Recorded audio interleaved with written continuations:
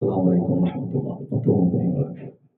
പരിശുദ്ധ റമളാന്റെ വളരെയധികം ശ്രേഷ്ഠമേറിയ ദിവസങ്ങളിൽ കൂടിയാണ് നമ്മൾ കടന്നു പോകുന്നത്. അല്ലാഹു സുബ്ഹാനഹു വ തആല ഒരുപാട് റമളാൻ മാസത്തെ സ്വീകരിക്കാനും നോമ്പുകൾ അനുഷ്ഠിക്കാനും അള്ളാഹുവിനോട് ദുആ ചെയ്യാനും ലൈലത്തുൽ ഖദർ അനുഭവിക്കാനും അല്ലാഹു എല്ലാവർക്കും തൗഫീഖ് ചെയ്യട്ടെ. പ്രത്യേകിച്ച് നമ്മൾ അനുഭവിച്ചുകൊണ്ടിരിക്കുന്ന ഒരു പ്രയാസങ്ങൾ, നമ്മുടെ മുസ്ലിം ഉമ്മത്തിനുള്ള പ്രയാസങ്ങൾ വളരെ ഭയാനകമാണ്. അതിനെപ്പറ്റി എല്ലാവരും ദുആ ചെയ്യണമെന്നാണ് നമുക്ക് പറയാനുള്ളത്. ബൈത്തുൽ മുഖദ്ദിസ് പ്രത്യേകിച്ച് ജൂതന്മാരുടെ കരങ്ങളിലാണ്. ഞാൻ കഴിഞ്ഞ മാസം 22-ാം തീയതിയാണ് അവിടുന്ന് തിരിച്ചത്. 23-ാം തീയതി യുദ്ധം, 28-ാം തീയതി യുദ്ധം തുടങ്ങി അങ്ങനെയാണ് ഉണ്ടായത്. മാഷാ അല്ലാഹ്.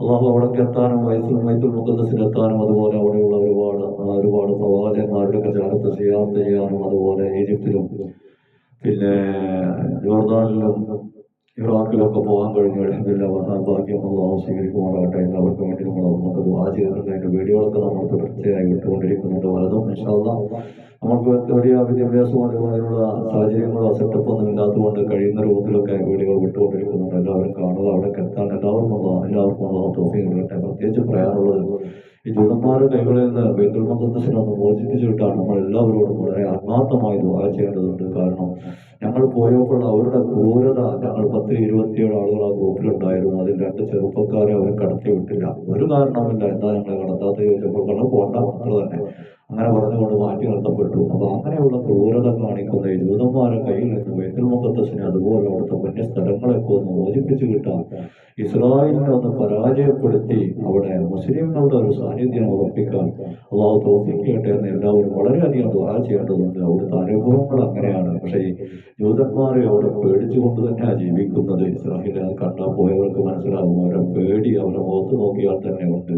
അവർ നമ്മളോടൊരു പുഞ്ചിരിയോ ഒന്നുമില്ല, നമ്മളെ ഒരു ഭയത്തോടു കൂടി നോക്കിക്കൊണ്ട് മൊത്തത്തിലൊരു പേടിയോടെ ജീവിച്ചുകൊണ്ടിരിക്കുന്ന ഒരു സമുദായമാണ്. അവർക്ക് സ്വാതന്ത്ര്യം കിട്ടി ഇന്നേ നിമിഷം വരെയും അവർക്ക് ആ പേടി തീർന്നിട്ടില്ല എന്ന് നമുക്ക് മനസ്സിലാക്കാം. അത് അനുഭവിച്ചുകൊണ്ടിരിക്കുകയാണ്. അല്ലാഹു സുബ്ഹാനഹു വ തആല നമുക്ക് വിജയമുണ്ടെന്ന് പറഞ്ഞിട്ടുണ്ട്. അത് വല്ലാണ്ട് നീട്ടിക്കൊണ്ടുപോകാതെ നമുക്കൊക്കെ എങ്കിലും, നമ്മുടെ ഈ തലമുറക്കെങ്കിലും, ജീവിച്ചിരിക്കുന്നവർക്കെങ്കിലും ഒക്കെ ഒന്ന് ബൈത്തുൽ മുഖദ്ദിസ് കാണാനും സന്തോഷത്തോടെ പോയി സിയാറത്ത് ചെയ്യാനൊക്കെ അല്ലാഹു തൗഫീഖ് ചെയ്യട്ടെ. ആ രൂപത്തിലൊരു വിജയം അല്ലാഹു കൈവരിച്ചു തരാൻ വേണ്ടി എല്ലാവരും ദുആ ചെയ്യുക. അല്ലാഹു തൗഫീഖ് ചെയ്യുമാറാകട്ടെ ഇൻഷാ അല്ലാഹ്. റഹ്മാനായ റബ്ബേ, ബൈത്തുൽ മുഖദ്ദിസിനെ ഈ ജൂതന്മാരുടെ കരങ്ങളിൽ നിന്ന് പരിപൂർണമായി മോചിച്ച് ഇസ്ലാമിന്റെ കരങ്ങളിലേക്ക് ഒന്ന് എത്തിച്ചുകൊണ്ട് അല്ലാഹ് എന്ന് ദുആ ചെയ്തുകൊണ്ട് അസ്സലാമു അലൈക്കും വറഹ്മത്തുള്ളാഹി.